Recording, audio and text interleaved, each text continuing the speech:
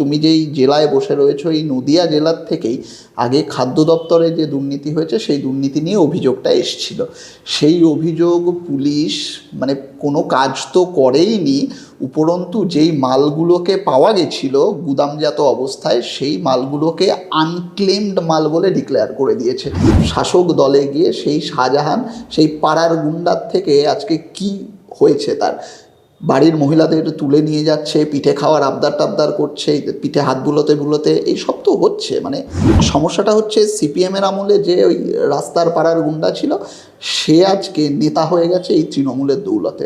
তৃণমূল তো অ্যাবসলিউটলি একটা মানে কি বলবো, তোমার ইলেকটোরাল বেস পলিটিক্যাল পার্টি। এদের তুমি মানে এদের আদর্শ মানে কি? মমতা ব্যানার্জির আদর্শ। আরে ভাই, মমতা ব্যানার্জির আদর্শটা কি সেটা তো আমরা কেউ জানি না। মমতা ব্যানার্জির শিল্প নিয়ে কী বক্তব্য, মমতা ব্যানার্জির স্বাস্থ্য নিয়ে কী বক্তব্য, শিক্ষা নিয়ে কী বক্তব্য, আমরা কেউ কিন্তু জানি না।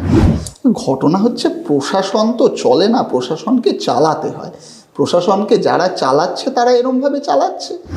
দেখো, হাতে যখন এজেন্সি রয়েছে সেই এজেন্সিকে যে কোনোভাবে ব্যবহার করা, এইটা বিজেপির মানে বিজেপি খুব ভালোভাবে দেখিয়ে দিয়েছে দেশকে। এটা একটা সময় আসবেই যখন পলিটিক্যাল পার্টি তো অবশ্যই, সাধারণ মানুষ কিন্তু এগুলোর বিরোধিতা করবে। দেখো, বুড়ো নেতাগুলো তারা তো এরকমভাবে চাকরির নামে চুরি করবে, বালির নামে চুরি করবে, খোয়ার নামে চুরি করবে, কিন্তু এই যে কচিগুলো যাদের হাতে লাঠি ধরিয়ে দেওয়া যায়, যারা গিয়ে অন্যের মাথাটা ফাটাবে, তাদেরও তো একটা রোজগারের ব্যবস্থা করে দিতে হবে। এই কলেজ ইউনিভার্সিটিগুলো হচ্ছে ওদের রোজগারের জায়গা।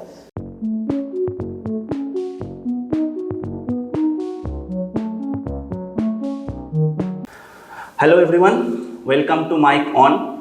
এই মুহূর্তে আমি আজকের ইন্টারভিউতে পেয়ে গেছি নদিয়া জেলা ছাত্র পরিষদের সভাপতি অরিন্দম গোস্বামীকে। অরিন্দমকে আজকের মানে সাম্প্রতিক রাজ্য রাজনীতি নিয়ে কিছু প্রশ্ন করব। অরিন্দম, প্রথমে তোমাকে স্বাগত।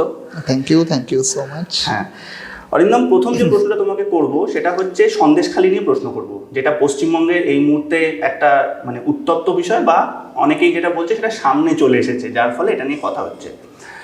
সন্দেশখালী নিয়ে আমি তোমাকে কতগুলো সিকোয়েন্স একটু বলছি। প্রথম যেটা ঘটনা হলো সেটা হচ্ছে যে ইডি সেখানে শাহজাহান শেখের বিরুদ্ধে রেড করতে গেল খাদ্য দুর্নীতি মামলা নিয়ে, এবং তারপরে ইডি আহত হলো। ইডিকে কিছু মানুষ ঘিরে ধরে তাকে ধরে মারামারি করলো এবং সেই নিয়ে ইডি আহত হলো। তারপর সেখান থেকে জানা গেল যে সেখানে একটা শাসন চলছে, শাহজাহানের শাসন বা শাহজাহান বাহিনীদের শাসন, উত্তম হাজরা, শিবু সর্দারের নেতৃত্বে গ্রামের মানুষকে তুলে নিয়ে যাওয়া, মহিলাদের রাত্রিবেলা 10টায় 12টার সময় পার্টি অফিসে ডেকে নিয়ে যাওয়া, সেখানে নাকি মিটিং হচ্ছে, এবং তারপরে হচ্ছে জমি কেড়ে নেওয়া, জমিতে নোনা জল ঢুকিয়ে দেওয়া, যে জমি কেড়ে নিচ্ছে সেই জমিতে কাজ করিয়ে টাকা না দেওয়া, এই ধরনের বিস্তর অভিযোগ।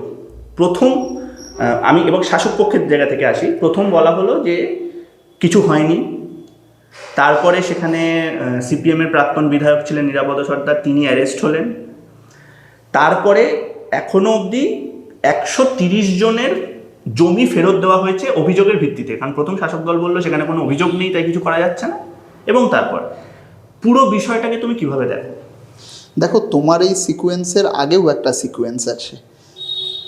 পশ্চিমবঙ্গের মানুষ বিভিন্ন সময় পশ্চিমবঙ্গ সরকারের বিভিন্ন জিনিস নিয়ে দুর্নীতির অভিযোগ করেছেন। শিক্ষাক্ষেত্রের দুর্নীতি তুমি যদি বলো, এমপ্লয়মেন্ট নিয়ে যে দুর্নীতি হয়েছে, নিয়োগ নিয়ে যে দুর্নীতি হয়েছে সেই দুর্নীতি, তার পাশাপাশি তুমি যে সিকোয়েন্স বললে তার সিকোয়েন্সটা একটু আলাদা। পশ্চিমবঙ্গের মানুষ, তুমি যেই জেলায় বসে রয়েছো এই নদিয়া জেলার থেকেই আগে খাদ্য দপ্তরে যে দুর্নীতি হয়েছে সেই দুর্নীতি নিয়ে অভিযোগটা এসছিল। সেই অভিযোগ পুলিশ মানে কোনো কাজ তো করেইনি, উপরন্তু যেই মালগুলোকে পাওয়া গেছিল গুদামজাত অবস্থায় সেই মালগুলোকে আনক্লেমড মাল বলে ডিক্লেয়ার করে দিয়েছে, যাতে করে যারা এই জিনিসগুলো তোমার আমার মতো সাধারণ মানুষকে বঞ্চিত করে গুদামজাত করেছে তাদের বিরুদ্ধে কোনো রকম তদন্ত না করতে হয়। সেই তদন্তের ভিত্তিতে ইডি আসলো। ইডি এসে বালু মল্লিককে ধরলো, সেই বালু মল্লিকের থেকেই শাহজাহানের নাম পাওয়া গেল, তারপরও শাহজাহানকে গেল। সিকোয়েন্সটা এরমভাবে হওয়া উচিত ছিল। এবার ঘটনা হচ্ছে, দেখো, এই শাহজাহান এমন একজন তুমি যেটা বলছিলে যে শাসক দল বলছে ও সিপিএম থেকে এসেছিল, যদি ধরেও দেখো, আমি তো সিপিএমকে ডিফেন্ড করতে আসিনি, রাদার আমি তোমার সাথে আড্ডা মারতে আসছি, আমি কাউকেই ডিফেন্ড করতে আসিনি, আমি আমার দলকেও ডিফেন্ড করতে আসিনি, তোমার সাথে আড্ডা মারতে এসেছি, কিছু গল্প করতে এসেছি, কথা বলতে এসেছি, আমার বিষয়গুলো নিয়ে যা মনে হয় সেগুলো বলতে এসেছি। দেখো সত্যিই তো, যদি শাহজাহান সিপিএমের থেকেও থাকে, সেই সময় শাহজাহান পাড়ার গুন্ডা ছিল, পাড়ার মস্তান ছিল, একে ওকে হুমকি দিত, এই রাস্তা দিয়ে মেয়েরা পড়তে যাওয়ার সময় তাকে হয়তো চোখ টিপত। কিন্তু আজকে দেখো তৃণমূলের সময় শাসক দলে গিয়ে সেই শাহজাহান সেই পাড়ার গুন্ডার থেকে আজকে কি হয়েছে, তার বাড়ির মহিলাদের তুলে নিয়ে যাচ্ছে, পিঠে খাওয়ার আবদার টাবদার করছে, পিঠে হাত বুলোতে বুলোতে, এইসব তো হচ্ছে। মানে সমস্যাটা হচ্ছে সিপিএমের আমলে যে ওই রাস্তার পাড়ার গুন্ডা ছিল, সে আজকে নেতা হয়ে গেছে এই তৃণমূলের দৌলতে।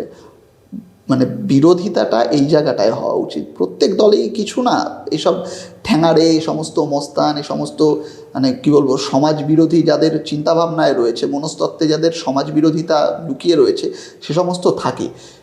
কিন্তু তাদের মধ্যে তুমি কাকে সামনের সারিতে আনবে, নেতা বানাবে, তার হাতে সিস্টেমটাকে ছেড়ে দেবে, নাকি তাকে সিস্টেমের আন্ডারে নিয়ে এসে তুমি শুধরানোর চেষ্টা করবে, সেটা সেই দলের মানে কি বলবো ইচ্ছের ওপর নির্ভর করে, সেটা সেই দলের যে ইন্টেনশন, সেই ইন্টেনশনের ওপর নির্ভর করে। তৃণমূল তো অ্যাবসলিউটলি একটা মানে কি বলবো, তোমার ইলেকটোরাল বেস পলিটিক্যাল পার্টি। এদের তুমি মানে এদের আদর্শ মানে কি, মমতা ব্যানার্জির আদর্শ। আরে ভাই, মমতা ব্যানার্জির আদর্শটা কি সেটা তো আমরা কেউ জানি না। মমতা ব্যানার্জির শিল্প নিয়ে কী বক্তব্য, মমতা ব্যানার্জির স্বাস্থ্য নিয়ে কী বক্তব্য, শিক্ষা নিয়ে কী বক্তব্য, আমরা কেউ কিন্তু জানি না।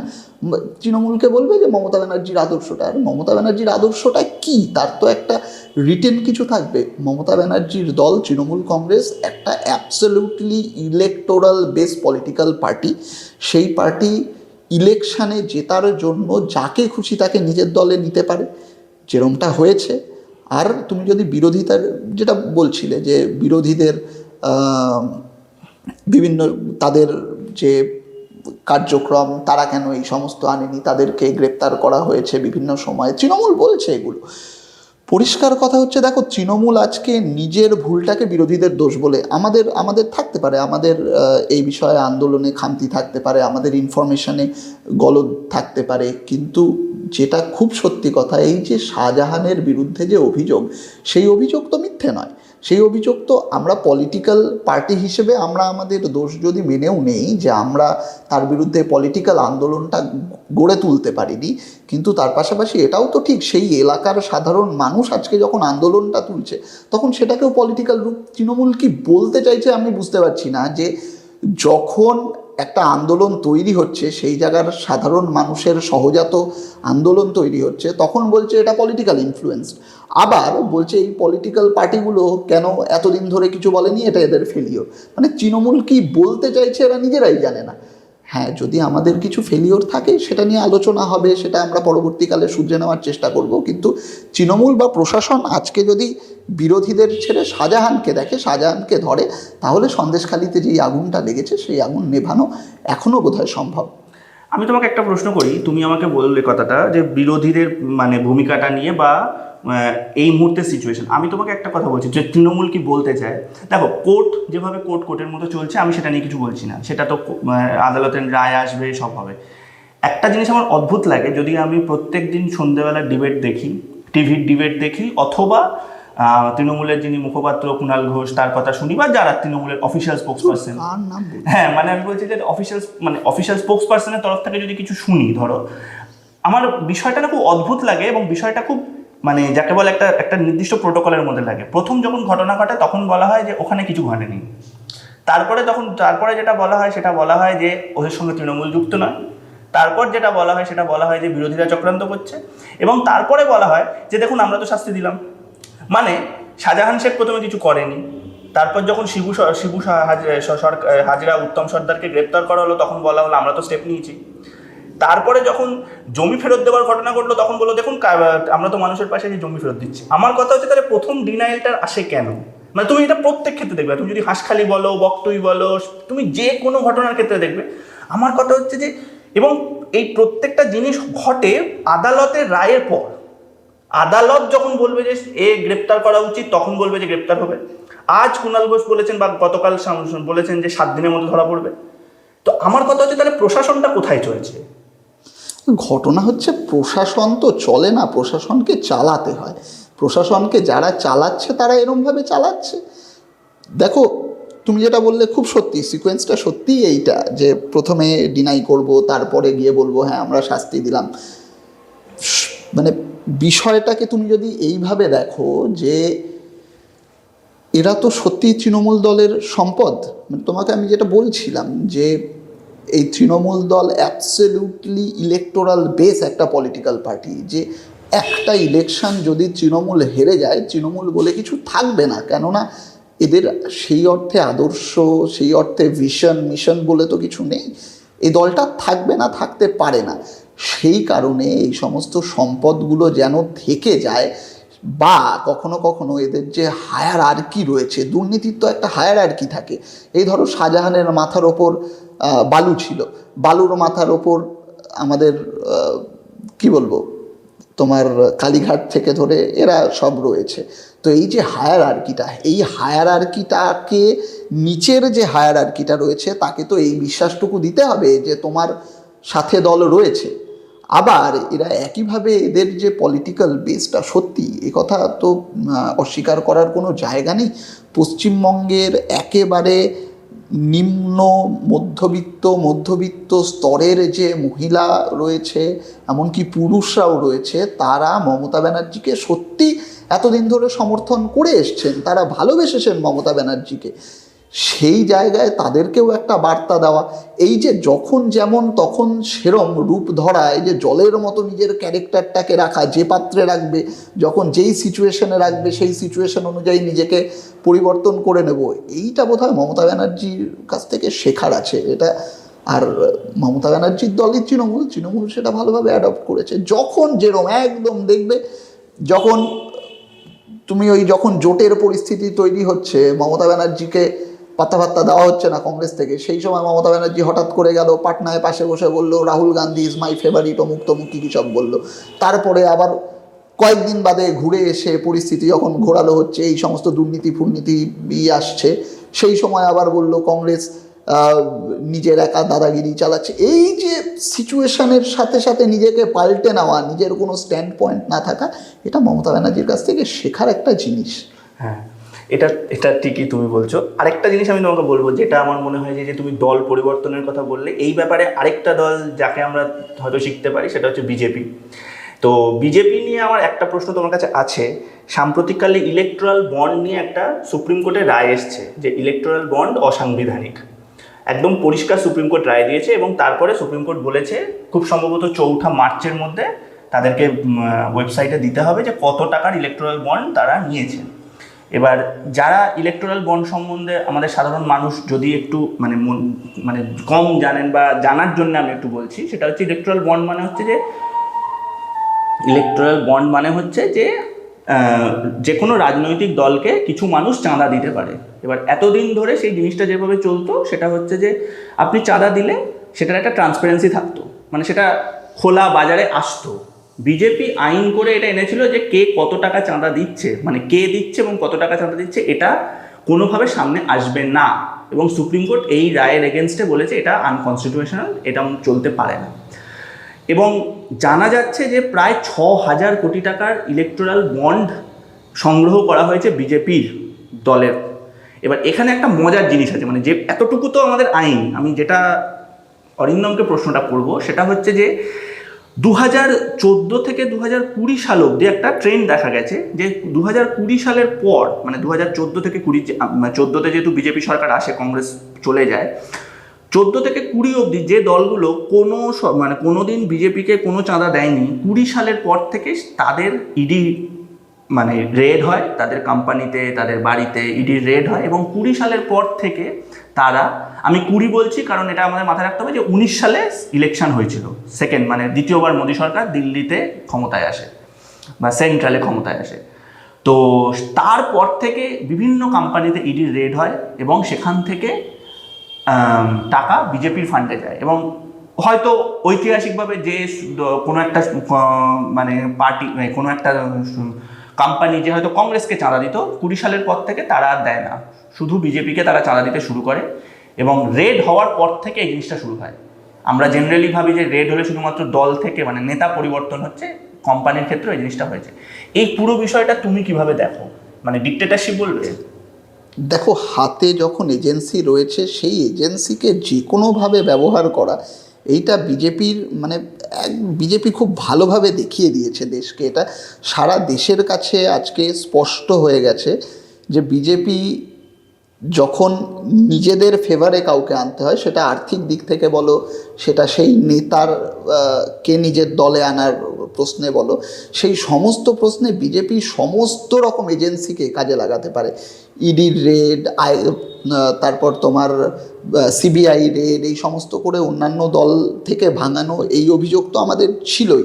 আজকে এই তোমার প্রশ্নে বলো বা কোর্টের যে সমস্ত সওয়াল জবাব, তাতে এইটাও সারা দেশের মানুষের কাছে প্রমাণিত হয়ে গেছে যে বিজেপি যে ফান্ডটা অর্জন করছে, আর যেই ফান্ড নিয়ে সারা দেশে এই দলবদলের খেলাটা আবার বেসিক্যালি কি হয় জানো তো, মানে রাজনৈতিক লড়াইটা রাজনৈতিক থাকে না যখন তোমার এই একটা সার্কেলে পুরো বিষয়টা ঘুরতে থাকে। তুমি ফান্ড জোগাড় করলে, সেই ফান্ডটাকে তুমি ক্ষমতার জন্য ব্যবহার করলে, আবার এই ক্ষমতায় আসলে সেই ক্ষমতাকে এনজয় করে, সেই ক্ষমতাটাকে ইউজ করে তুমি এই ফান্ড আর ক্ষমতার মধ্যেই যদি বিষয়টা রোটেট করতে থাকে না, তাহলে আমরা যেটাকে সোকল্ড পলিটিক্স বলি, রাজনীতি বলি, সেখানে আর পলিটিক্সটা থাকে না, সেখানে এই ছেঁচনামোটাই চলতে পারে।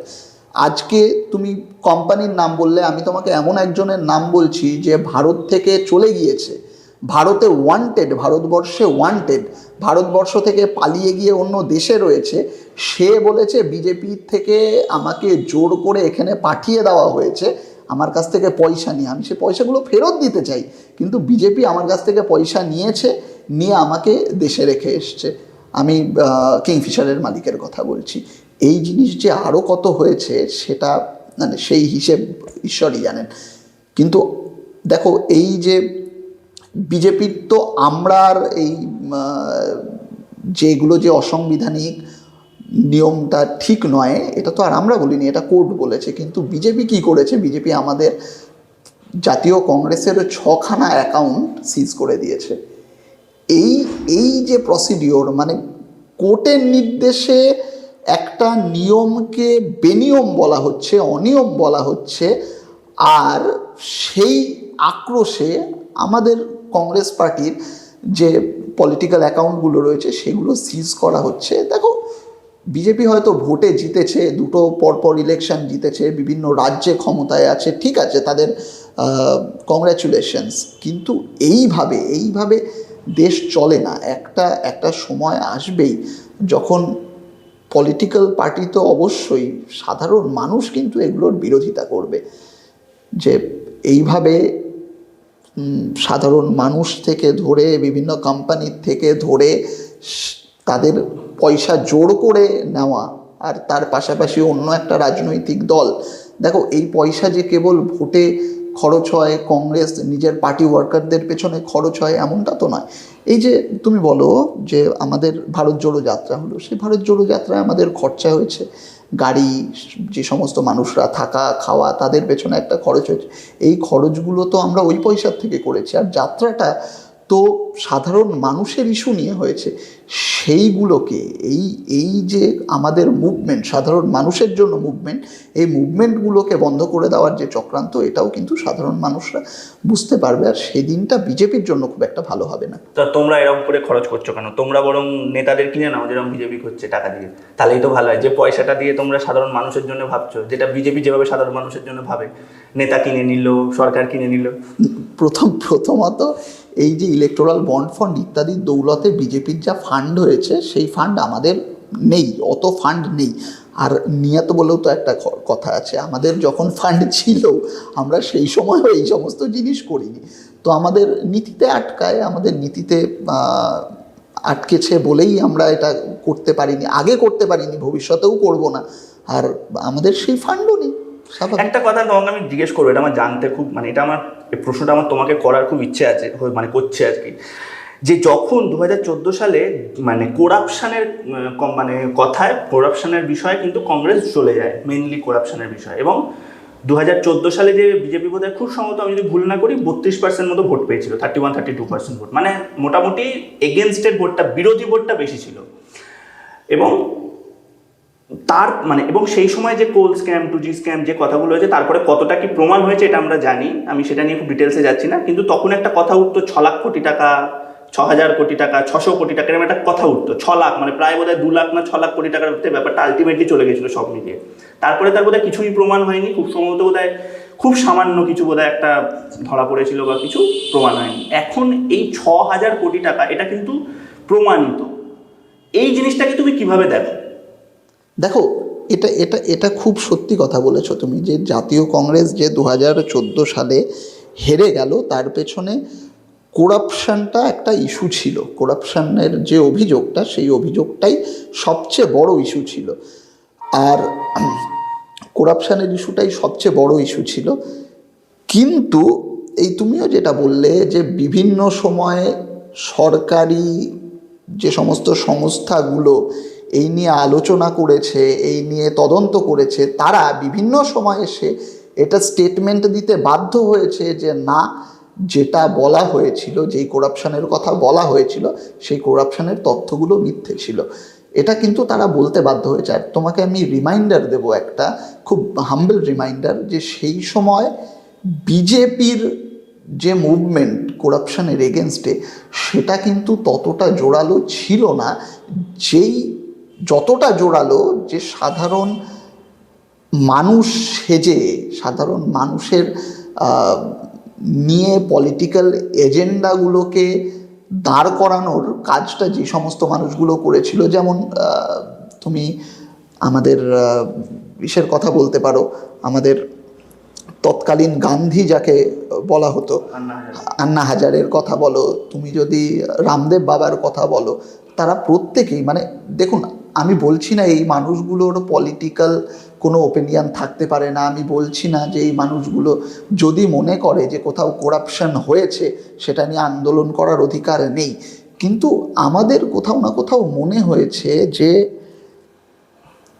এই রামদেব বাবাই যখন বলেছিল যে বিজেপি যদি ক্ষমতায় আসে তাহলে তেল 30 টাকা কিলো হবে, আজকে তো তারও সেই দায়টা নেওয়ার কথা ছিল। রামদেব বাবার যে যোগব্যায়াম শিক্ষা, সেটাকে তো অনেকে নিজের পাথেয় হিসেবে নিয়েছিলেন, অনেকে রেগুলার প্র্যাকটিস করেছেন, তাকে গুরু হিসেবে মেনেছেন। যারা তার কথাটাকে বেদবাক্য মেনে, তার কথার ওপর ভিত্তি করে বিজেপিকে সেদিন সমর্থন করেছিল, সেই মানুষগুলো কি চিট হলো না? তার দায়টা তো রামদেব বাবাকে নিতে হবে, বাবা রামদেবকে নিতে হবে, সেইটা নেয়নি। আজকে যখন সারা দেশে এই ইলেকটোরাল বন্ড থেকে ধরে বিভিন্ন স্ক্যাম নিয়ে ভারতের জনতা পার্টি বিধ্বস্ত, মানে আমি পলিটিক্যালি না আমি বলছি না, কিন্তু অভিযোগের বানে তো তারা বিধ্বস্ত। তো সেই জায়গায় দাঁড়িয়ে আরেকজন আন্না হাজারে, আরেকটা নতুন রূপে আন্না হাজারে, তাকে আমরা যখন কোনো রকম আন্দোলন ইসাতে আমরা না দেখি, তখন তো এটা আমরা স্বাভাবিকভাবেই আমাদের মনে হয় যে এই আন্দোলনগুলো বায়াস ছিল, কোনো না কোনোভাবে তার ডিভিডেন্ড বিজেপি তুলেছে। আমাদের হয়তো ব্যর্থতা ছিল, আমরা সাধারণ মানুষকে সেই সময় প্রমাণ করতে পারিনি। দেখো, এই জিনিস তো আগেও হয়েছে না, রাজীব গান্ধীর সময় বোফোর্স কেলেঙ্কারির কথা উঠেছিল, তারপরে রাজীব গান্ধীর মৃত্যুশয্যায় যখন, মানে মৃত্যুর পরে গিয়ে সোনিয়া গান্ধীর কাছে তৎকালীন নেতারা বিভিন্ন সময় ক্ষমা চেয়ে এসেছিলেন যে আমরা যে কথাগুলো বলেছি সেগুলো মিথ্যে ছিল, ইত্যাদি ইত্যাদি। তো এই জিনিস আগেও হয়েছে, ভবিষ্যতেও হবে, কিন্তু এর মধ্যে যেই বছরগুলো চলে গেল, যেই সময়টা পার হয়ে গেল, সেই সময়টা বিজেপি রাজনৈতিকভাবে লাভ করলো, আর ভারতবর্ষের যে সাধারণ মানুষ তারা কোনো না কোনোভাবে বঞ্চিত হলো। একটা প্রশ্ন আমি তোমাকে করব, যেহেতু তুমি আন্দোলনের কথা বললে, এটা আমি মানে আমার দর্শক যারা দেখছেন ইন্টারভিউটা তাদের জন্যও বলবো, সেটা হচ্ছে যে এই মুহূর্তে কিছু এমন বিল সেন্ট্রাল থেকে আনা হচ্ছে যে বিলগুলোতে সংবাদ মানে ইন্ডিপেন্ডেন্টলি যারা কাজ করছেন, মানে আপনারা যারা ইউটিউব দেখেন তারা খুব ভালো করেই জানেন যে এই মুহূর্তে ন্যাশনাল মিডিয়া কিভাবে চলে। আমি তাই নিয়ে মানে আমি ব্যক্তিগত কোনো মতামত রাখবো না, কিন্তু আপনারা যদি একটু ন্যাশনাল মিডিয়া দেখেন তাহলেই বুঝতে পারবেন। ন্যাশনাল বলতে আমি বলতে চাইছি হিন্দি বা ইংলিশ মাধ্যম। রিসেন্টলি আমাদের এবিপি আনন্দের যে সিনিয়র ভাইস প্রেসিডেন্ট ছিলেন সুমন দে, তাকে সমন পাঠানো হয়েছিল। এর আগে রিপাবলিক বাংলার একজন রিপোর্টারকে 2 দিনের জন্য অ্যারেস্ট করা হয়। এটা আমি স্টেটে বলছি। আবার সেন্ট্রালে যদি দেখেন, বহু ইউটিউবারদের ধরা হয়েছে এবং তাদের বিরুদ্ধে বিভিন্ন সময় মানে তাদেরকে ইডির সামান বলুন বা আইন মানে সুপ্রিম কোর্ট থেকে বা তাদের যে মানে দিল্লির হাইকোর্ট থেকে, সেখান থেকে তাদেরকে বিভিন্ন সময় নোটিশ পাঠানো হয়। কণ্ঠরোধ করা, মানে যেটা আমি বলার চেষ্টা করছি, সাংবাদিকদের কণ্ঠরোধ করা বা যারা ইন্ডিপেন্ডেন্ট মিডিয়া।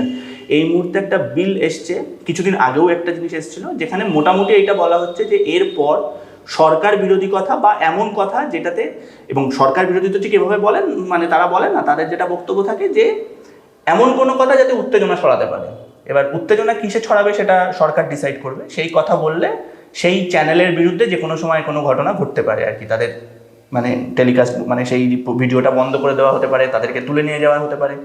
বিরোধিতার কথা যেহেতু অরিন্দম বললো, আমি কথাটা এই জন্যে আনলাম যে এই মুহূর্তে আমরা জানি যে কৃষকদের আন্দোলন আবার হচ্ছে, বেশ কিছুদিন ধরেই তাদের আন্দোলন চলছে এবং তারা আবারও সেই মোটামুটি সেই বিষয়গুলো যেগুলো 1 বছর আগে তারা বলেছিল এবং তারপর তারা সেই ফলটা পায়নি। এমএসপি তার মধ্যে একটা গুরুত্বপূর্ণ বিষয়, আন্দোলন চলছে। আমি তোমাকে একটা প্রশ্ন করতে চাইছি যে এক তো তুমি বলছো বায়াসড, কিন্তু আমি বলছি আন্না হাজারের সময় আন্দোলন করাটা যতটা সোজা ছিল, বা যদি তুমি বলো রাজনৈতিক পরিবেশের জায়গা থেকে বলো, সেটা যতটা সোজা ছিল, আজকে কি সত্যি আন্দোলন করাটা খুব সোজা?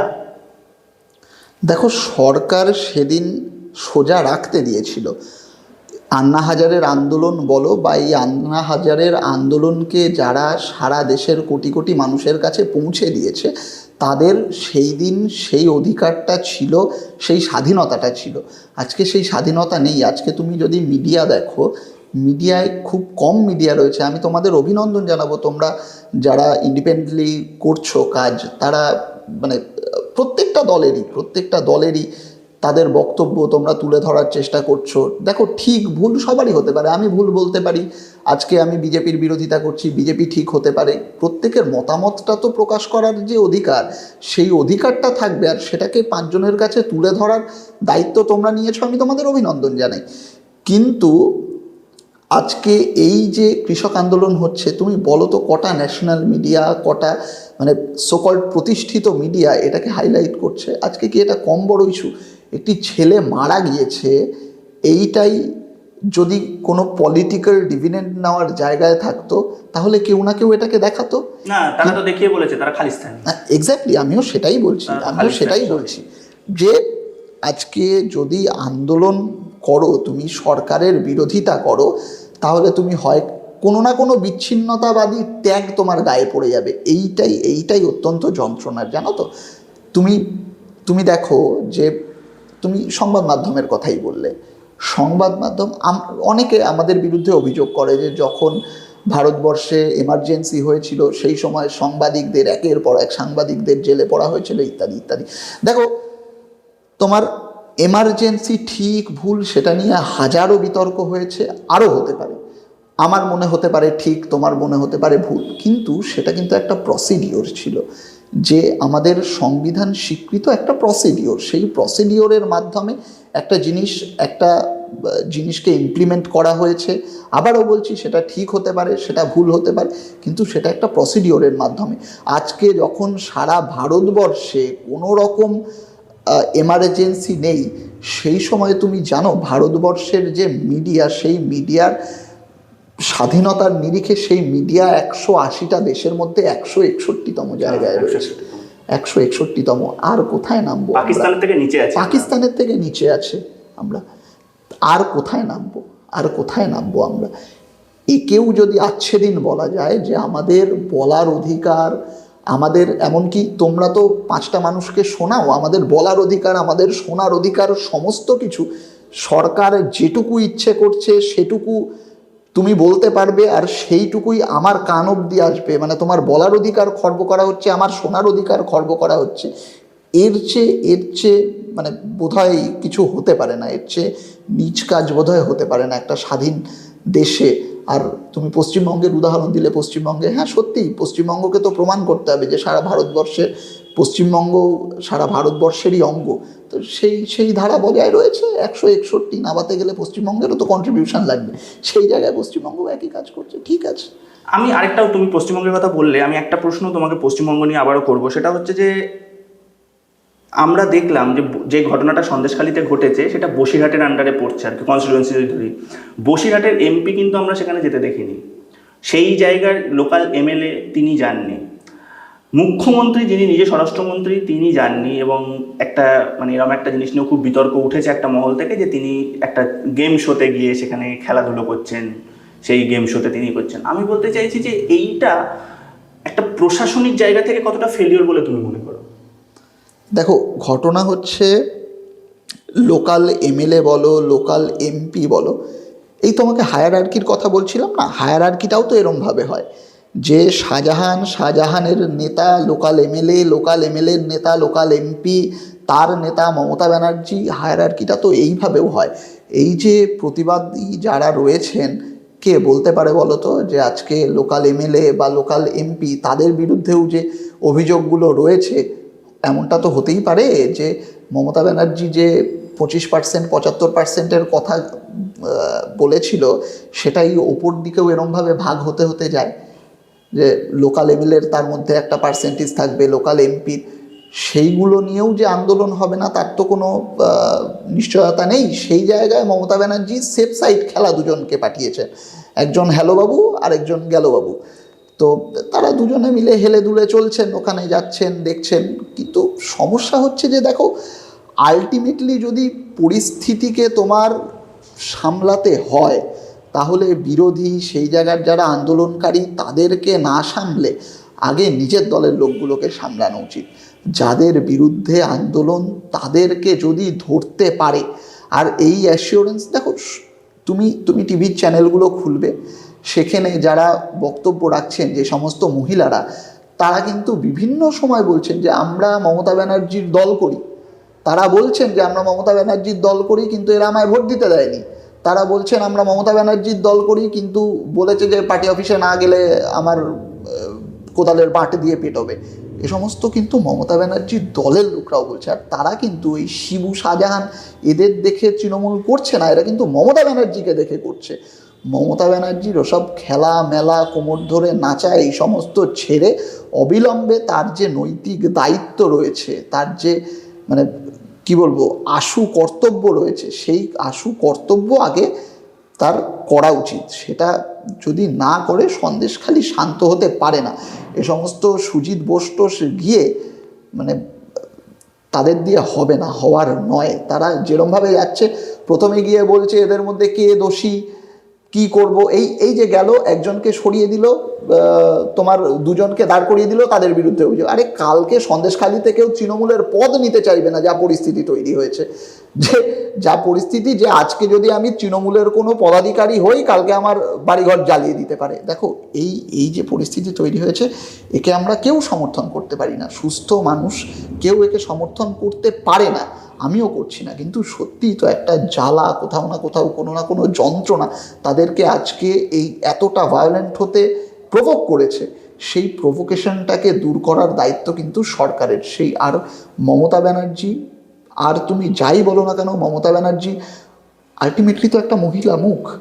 আজকেও তুমি দেখবে যে একটা সন্তান মানে তার পিতার থেকে তার মায়ের কাছে স্নেহ যাই হোক, তাদের মধ্যে সম্পর্কের গভীরতা যাই হোক না কেন, মার কাছ থেকে ভালোবাসাটা বেশি এক্সপেক্ট করে। কেননা আমাদের মানে বায়োলজিক্যালি আমরা ওরমভাবে ফিট যে একজন মহিলা, তার মধ্যে মাতৃত্ব থাকবে, স্নেহ থাকবে। তো মমতা ব্যানার্জির কাছে সেই জিনিসটা আশা করছে। মমতা ব্যানার্জি যদি এখনও এটা না বোঝে, ক্ষুদ্র রাজনৈতিক স্বার্থসিদ্ধির দিকেই যদি মমতা ব্যানার্জি এখনও চেয়ে থাকেন, তাহলে আর কিছু বলার নেই। মমতা ব্যানার্জি এই যে ভালোবাসা, এই যে সম্মান পেয়েছেন পশ্চিমবঙ্গের মানুষের কাছ থেকে, এমনকি সন্দেশখালীর মানুষের কাছ থেকেও বিগত দিনে, তার সাথে উনি জাস্টিস করছেন না। একটা প্রশ্ন আমি তোমাকে করব, তুমি নদিয়া জেলার ছাত্র পরিষদের নেতা, তুমি ছাত্রদের সাথে অনেক বেশি যুক্ত, বা ছাত্র রাজনীতিটা অনেক করো। তা আমি বলবো যে এখানকার এডুকেশনাল কি কি প্রবলেম মানে ছাত্র হিসাবে বা ছাত্র নেতা হিসাবে, বিরোধী ছাত্র নেতা হিসাবে তুমি ফেস করো, যদি একটু বলো। দেখো, প্রথমত যে কলেজগুলো, যে ইউনিভার্সিটি রয়েছে আমাদের নদিয়া জেলায়, পশ্চিমবঙ্গের অন্যান্য কলেজ ইউনিভার্সিটির মতো এখানেও ইলেকশনটা হয় না। কেন ইলেকশন হয় না? সরকার বলছে যে ইলেকশনে নাকি ছাত্রছাত্রীরা ভায়োলেন্ট হয়ে যায়, সেই কারণে ইলেকশন করা যাবে না। আচ্ছা তুমি আমায় বলো তো, বিগত দিনে তুমি যদি সরকারের, আমি তোমার মাধ্যমে সরকারের কাছে এই ডেটাটা চাইছি যে আমাদের পঞ্চায়েত ভোট, আমাদের বিধানসভা ভোট, আমাদের লোকসভা ভোট, তার থেকে কি বেশি খুন খারাপি পশ্চিমবঙ্গের কলেজ ইলেকশনে হয়েছে? হয়নি তো। কলেজ ইলেকশন করতে গিয়ে দেখো, যদি একটিও খুন হয়ে যায় সেটা অত্যন্ত যন্ত্রণার, সেটা হওয়া উচিত নয়, কিন্তু এটা যেন না হয় তার ব্যবস্থা পুলিশ প্রশাসনকে দিয়ে সরকারকেই করতে হবে। তার সলিউশন তো এটা নয় যে তাহলে ভোটই করব না। তাহলে মমতা ব্যানার্জির সরকারের উচিত পঞ্চায়েত ভোট না করা, বিধানসভা ভোট না করা, লোকসভা ভোট না করা, এগুলোই উচিত। সেটা তো হচ্ছে না। যখন ওনার ক্ষমতা দখলের প্রশ্ন উঠছে তখন উনি ভোট করবেন। আবার যখন কলেজগুলো, ইউনিভার্সিটিগুলো চালাতে গিয়ে স্বাধীন ছেলেমেয়েরা, সেই মানে কলেজ ইউনিভার্সিটিতে পড়া ছেলেমেয়েরা নিজেদের স্বার্থের কথা, নিজেদের অভাব অভিযোগের কথা তুলবে, সেখানে উনি বলছেন যে না, ইলেকশন করতে গেলে খুন খারাপি হতে পারে, রক্ত ঝরতে পারে, সেই কারণে ইলেকশনটা বাতিল। অন্যান্য কলেজ ইউনিভার্সিটির মতো আমাদের নদিয়া জেলায় এই একটা সমস্যা। আমি কেন বলছি এটা সমস্যা? দেখো, আমি উদাহরণ দিয়ে বলছি যে বিগত পঞ্চায়েত ভোট গেল, যেটা না তার আগেরটা 18-র পঞ্চায়েত ইলেকশানে তুমি দেখেছো পশ্চিমবঙ্গে ভোট টোট তো হয়নি, এককভাবে বিনা প্রতিদ্বন্দ্বিতায় ক্ষমতা তৃণমূল পেয়েছিল।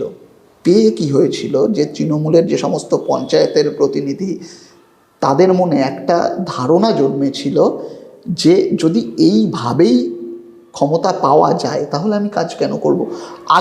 আগে যে দুর্নীতি হয়নি এমনটা নয়, আগে যে রিগিং হয়নি, ছাপ্পা হয়নি এমনটা নয়, কিন্তু তারপরেও দেখবে তুমি বিভিন্ন গ্রামাঞ্চলে বা শহরাঞ্চলেও ভোটের আগে কিছু না হলেও কিছু নুড়ি পাথর ফেলে রোল করা হতো। পঞ্চায়েতের যিনি রয়েছেন মেম্বার, তিনি এসে দেখে যেতেন, জিজ্ঞেস করতেন ওই জায়গাটায় কলটা দরকার, পরে হলো না হলো পরের ব্যাপার, কিন্তু শেষ 6 মাস 1 বছরে অন্তত এই যে অ্যাক্টিভিটিটা দেখা যেত। আজকে তৃণমূলরা বুঝে গেছে যদি আমরা নমিনেশনই ফাইল করতে না দেই, ইলেকশনই যদি না হয়, তাহলে আমাদের এই যে 1 বছরের যে লেবারটা সেটাও দিতে হবে না, পুরোটাই আমরা মেরে খেতে পারবো। এইটা বুঝে গেছে। এইটা কলেজ ইউনিভার্সিটির ক্ষেত্রেও প্রযোজ্য। আমি তোমাকে উদাহরণ দিচ্ছি। দেখো, আজকে পশ্চিমবঙ্গে, আমি কল্যাণী ইউনিভার্সিটির কথাই বলছি, কল্যাণী ইউনিভার্সিটিতে বিরোধী আর শাসক হিসেবে দুটো দল রয়েছে মেনলি। মানে আমি ওখানকার এমনি পলিটিক্যাল এরার কথা বলছি, তৃণমূল আর বিজেপি ওখানকার এমপি রয়েছে, বিজেপির এমএলএ রয়েছে সব, আর তৃণমূল শাসক দল। কল্যাণী ইউনিভার্সিটিতে ভাইস চ্যান্সেলর পদে একজনকে নিয়োগ করা হয়েছিল। যখন আরটিআই করা হয় তখন সরকারের শিক্ষা দপ্তর বলে যে কল্যাণী ইউনিভার্সিটিতে ভাইস চ্যান্সেলর বলে কোনো পদই নেই। তার সাথে ভাইস চ্যান্সেলর হতে যেই তোমার হার্ডেলগুলো পার করতে হয়, মানে তার কি বলবো, শিক্ষাগত যোগ্যতা, তার পড়ানোর যে সময় ইত্যাদি সেইগুলোও তার কমপ্লিট করা ছিল না। তারপরেও পার্থ চ্যাটার্জির কাছের হওয়ার সুবাদে তাকে কল্যাণী ইউনিভার্সিটির ভাইস চ্যান্সেলর করা হয়েছিল। আজকে তিনি শিক্ষা দপ্তরেও রয়েছেন। তো আমরা সেটার বিরুদ্ধে প্রতিবাদ করেছিলাম। করাটা কার উচিত ছিল? শাসক দলের করা উচিত ছিল, বা প্রধান যে বিরোধী দল রয়েছে তাদের করা উচিত ছিল, করেনি। একজন শিক্ষক সুজয় মণ্ডল, ওখানকার এমপি তো অর্জুন সিং, যিনি এখন তৃণমূল। না, কল্যাণীটা হচ্ছে না, কল্যাণী বনগা। আচ্ছা, বনগা তো বিজেপি বনগা লোকসভার আন্ডারে। তো একজন সুজয় মণ্ডল, তিনি একজন ছাত্রীকে শারীরিকভাবে, মানে ছাত্রী অভিযোগ করেছে আমার শ্লীলতাহানি হয়েছে, সেইটা নিয়ে আমরা সুজয় মণ্ডলের বিরুদ্ধে তদন্ত চাইতে গেছিলাম। এটা করা কার উচিত ছিল? টিএমসিপির করা উচিত ছিল, এবিভিপির করা উচিত ছিল, তারা করেনি। এমনকি আমি এই বছরের ঘটনা বলছি, এই বছর মানে এটা হয়ে আসছে, বেশ কিছু বছর ধরে হয়ে আসছে, যে তুমি ধরো কল্যাণী ইউনিভার্সিটির স্টুডেন্ট, তুমি ফিজিক্সে অনার্স, তোমাকে যদি কেমিস্ট্রি অনার্স নিয়ে পড়তে হয়, আমি মানে হাইপোথেটিক্যালি দুটো নাম বললাম, এগুলো মাইক্রোবায়োলজি টায়োলজি ইত্যাদির ক্ষেত্রে প্রযোজ্য, বেশ কয়েকটা সাবজেক্টের ক্ষেত্রে প্রযোজ্য। তুমি যদি কেমিস্ট্রিতে মাস্টার্স করতে চাও, তুমি যদি কল্যাণ ইউনিভার্সিটির স্টুডেন্ট হও, তোমাকে কেমিস্ট্রিতেই গ্র্যাজুয়েট হতে হবে। তুমি যদি কলকাতা ইউনিভার্সিটির স্টুডেন্ট হও, তাহলে তুমি কেমিস্ট্রিতে হলেও পাবে, বায়োলজিতে হলেও পাবে, ফিজিওলজিতে হলেও পাবে, ফিজিক্স হলেও পাবে। কিন্তু তুমি যদি ফিজিক্স নিয়ে কল্যাণ ইউনিভার্সিটি থেকে পড়ো, তাহলে তুমি কেমিস্ট্রির জন্য অ্যাপ্লাই করতে পারবে না। এই যে হোম ইউনিভার্সিটির ছেলেদের সাথে ডিসক্রিমিনেশন, এর প্রতিবাদ কার করা উচিত ছিল? শাসক দল, বিরোধী দল হিসেবে ওদের করা উচিত ছিল, করেনি, আমরা করেছিলাম। ক্ষমতায় যদি এইটুকু যদি বুঝে যায় যে আমরা কোনো অ্যাক্টিভিটি না করেই, তারপরেও কল্যাণ ইউনিভার্সিটি তার পাশে আশপাশের যত কলেজ রয়েছে সেই সমস্ত কলেজ ইউনিট কিন্তু টিএমসিপি চালাচ্ছে। কিন্তু এই যে ছাত্রছাত্রীদের যে অভাব অভিযোগ নিয়ে একটা আন্দোলন করা, কোনোটা করেছে মাসদিয়া কলেজে করেছে, কি করেছে জানো? গাছের ওপর মগ ডালে কার ফ্ল্যাগ বাঁধা থাকবে, এবিভিপির ফ্ল্যাগ বাঁধা থাকবে না টিএমসিপির ফ্ল্যাগ বাঁধা থাকবে, এই নিয়ে এই দুটো দল মারামারি করেছে। এই যাদের রাজনৈতিক স্ট্যান্ড, তাদেরকে নিয়ে আর তুমি কি বলবে বলো? ইলেকশনটা যদি না হয় তাহলে এই জিনিসই চলতে থাকবে। সাধারণ ছাত্রছাত্রীর যে ইস্যু, সেই ইস্যুগুলো ক্ষমতাসীন দল বা বিরোধী দল কেউ কোনোদিন তুলবেই না, তুলতে চাইবেই না। কি প্রয়োজন তোলার, কি প্রয়োজন? আমরা তো মানে যদি ছাত্রছাত্রীরা আমাদের নির্বাচিতই না করে, নির্বাচিত না করেও যদি ক্ষমতাটা ভোগ করা যায়, তাহলে এই হেডেক কেন নেবে? সেটাই হচ্ছে। আমাকে একটা কথা বলো, তুমি এই কথাটা যেহেতু বললে, আমরা দেখেছি যে নদিয়ার ক্ষেত্রে কিন্তু বিজেপির একটা মানে বলতে পারো বিজেপির একটা সাকসেস আছে নদিয়ার ভোটে জেতার ক্ষেত্রে, বিশেষ করে এমপি ক্ষেত্রে। বনগাঁয় বিজেপির ইয়ে ছিল, কৃষ্ণনগরে যেখানে আমরা এখন বসে আছি সেখানে এমএলএ ছিলেন মুকুল রায়, যিনি বিজেপির ক্যান্ডিডেট ছিলেন। মানে উনি তো, ওনার ক্ষেত্রে তো বোঝা যায় না উনি কোন দলে আছেন, বাট উনি ছিলেন। এবার মানে আমি বলতে চাইছি যে এই বিশেষ করে আমরা জানি মতুয়া সম্প্রদায়ের একটা বড় অংশ বনগাঁ এই দিকটায় মানুষ থাকেন। আমি বলছি যে কোথাও কি এই কারণের জন্য বিজেপির, মানে আমি এই প্রশ্নটা তোমাকে এই জন্য করছি কারণ দেখো, একটা স্টুডেন্টও তো এই জিনিসগুলো দেখে যখন সে কলেজে যাচ্ছে, তার রাজনীতির চোখটা খোলে, কোন দলটা সে বাঁচবে, টিএমসিপি না এবিভিপি না সিপি বা এসএফআই, কোন দলটা সে বাঁচবে। কোথাও কি এই বাইনারিটা সাধারণ মানে লোয়ার লেভেলে ঢুকে যাচ্ছে বলে তোমার মনে হয়, যে কারণের জন্য এই সব জায়গাতে বিশেষ করে যেখানে ভেঙে দেওয়াটা হয়তো একটু সোজা হয়ে যাচ্ছে শাসক বা কেন্দ্রের শাসক বিজেপির কাছে? দেখো, আগে কি হতো, আগে কলেজগুলোতে সমস্ত ছাত্র সংগঠনই থাকতো। একটা ছাত্র সে বাড়িতে তার পলিটিক্যাল ব্যাকগ্রাউন্ড যাই হোক না কেন, সে কলেজে গিয়ে দেখতো ওখানকার কোন দাদারা আমার কথা বলছে, ওখানকার এসএফআইয়ের দাদারা আমার কথা বলছে, ওখানকার সিপির দাদারা আমার কথা বলছে, টিএমসিপির দাদারা, এবিভিপির দাদারা। এটা সে দেখতো, দেখে যাকে পছন্দ হতো সে সেই দাদাদের সাথে ঘোরাঘুরি করতো, হয়তো মিছিল করতো, মিটিং করতো বা করতো না। কিন্তু এই পরিস্থিতি তৃণমূল সবার আগে দেখলো যখন পশ্চিমবঙ্গ আমার, তখন এই যে একটা ছাত্রকে স্বাধীনভাবে চুজ করতে দেওয়ার যে অধিকার, সেই অধিকারটা কেড়ে নিতে হবে। কেননা এমনটা তো হতেই পারে যে হয়তো সেই বিধানসভায় তৃণমূল জিতেছে, কিন্তু সেই এলাকার কলেজটায় অন্য কোনো ছাত্র সংগঠন এখনও শক্তিশালী, সেই স্পেসটুকু তৃণমূল দেবে না। সেই কারণে, আর এইটা তো একটা রোজগারেরও জায়গা। আমি দেখলাম কিছুদিন আগে, দেখো ফ্রেশার্স নিয়ে লড়াই করতে আমরা দেখেছি, আমাদের যে বাৎসরিক অনুষ্ঠান হবে সেই বাৎসরিক অনুষ্ঠান নিয়ে লড়াই করতে আমরা দেখেছি। তুমি দেখেছো কোনোদিন কলেজে ইউনিভার্সিটিতে সরস্বতী পুজো হবে সেইটা নিয়ে লড়াই? কলেজ কর্তৃপক্ষ বলছে যে সরস্বতী পুজোর খরচটা আমাদের এখান থেকে হোক, আমরা মনিটরিং করব। ওরা বলছে যে না, হবে না। তার মানে প্রত্যেকটা জায়গা রোজগারের জায়গা। টিএমসিপিকে দেখো, বুড়ো নেতাগুলো তারা তো এরমভাবে চাকরির নামে চুরি করবে, বালির নামে চুরি করবে, খোয়ার নামে চুরি করবে, কিন্তু এই যে কচিগুলো যাদের হাতে লাঠি ধরিয়ে দেওয়া যায়, যারা গিয়ে অন্যের মাথাটা ফাটাবে, তাদেরও তো একটা রোজগারের ব্যবস্থা করে দিতে হবে। এই কলেজ ইউনিভার্সিটিগুলো হচ্ছে ওদের রোজগারের জায়গা। তুমি দেখো, আমি রানাঘাটের কথা বলছি, রানাঘাটে টিএমসিপি করে একটা ছেলে, মানে চুরিতে কিভাবে হাত পাকিয়েছে, আইপিএলের টিকিট জাল করে বেচতে গিয়ে ধরা পড়েছে। এই হচ্ছে টিএমসিপি, মানে ছোট থেকে ওইভাবে চুরি করে পাকা হতে হবে, তারপর তুমি বড় পরিসরে চুরি করার সুযোগটা পাবে। এই হচ্ছে টিএমসিপি আর এই হচ্ছে তৃণমূল। অনেকগুলো নিয়েছি আলোচনা করলাম অরিন্দম, তোমার সঙ্গে থ্যাংক ইউ, তুমি এতটা সময় দিলে।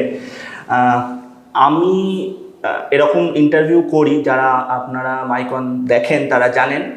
আমার ব্যক্তিগতভাবে শুধুমাত্র একটাই কথা বলার, সেটা হচ্ছে বিশেষ করে যেহেতু ছাত্রদের কথা দিয়ে শেষ হলো, একটাই কথা বলার, সেটা হচ্ছে যে ছাত্রদের উপর তো একটা সমাজ অনেকটা ডিপেন্ড করে এবং ছাত্রদের মানে ছাত্রদের দেখে তাদের ভবিষ্যতের কথা ভেবেই দেশটা এগিয়ে চলে। আমি শুধুমাত্র একটাই সকলকেই অনুরোধ করব যে কারুর কথায়, কোনো দাদার কথাতেই লাঠি ধরবেন না বা ধরো না, এবং হিংসার পথে যেও না, কারণ এটা কোথাও নিয়ে যাবে না। আজ আমরা সন্দেশখালি দেখছি, কিছুদিন আগে হাওড়ায় এরকম একটা ঘটনা ঘটেছে, যেটা নিয়েও অনেক জায়গায় খবর হয়েছে, হয়তো খুব বেশি জায়গায় খবর হয়নি। সেখানকার ছাত্র পরিষদ, টিএমসিপি ছাত্র মানে তৃণমূল ছাত্র পরিষদের কিছু ছেলেরা সেই একটা ঘটনা ঘটিয়েছে। এছাড়া আমরা স্বপ্নদ্বীপের ঘটনা দেখেছি, অন্য কলেজে দেখেছি। একটা জিনিস বলবো যে এটার একটা মানে হওয়ার দরকার, মানে ছোট জায়গা থেকে, মানে ছাত্ররা যদি না হিংসে ধরে, যে কথাটা অরিন্দম বলতে চাইলো যে ছোট জায়গায় হাত পাকিয়ে বড় জায়গায় আরও বড় চোর হওয়া, আমি সেটাই বলবো যে ছোট জায়গা থেকে হিংসাটা বর্জন করো, তাহলে বড় জায়গাতেও হবে না। এইটুকুই আশা রাখবো। আর ভিডিওটা যদি একটু লম্বা হলো, ভিডিওটা যদি ভালো লাগে তাহলে সবাই একটু লাইক করে দেবেন, শেয়ার করে দেবেন, আর আমাদের চ্যানেলকে সাবস্ক্রাইব করবেন। আর এরকম ভিডিও আরও দেখতে আমাদের সঙ্গে থাকুন। Thank you, good night.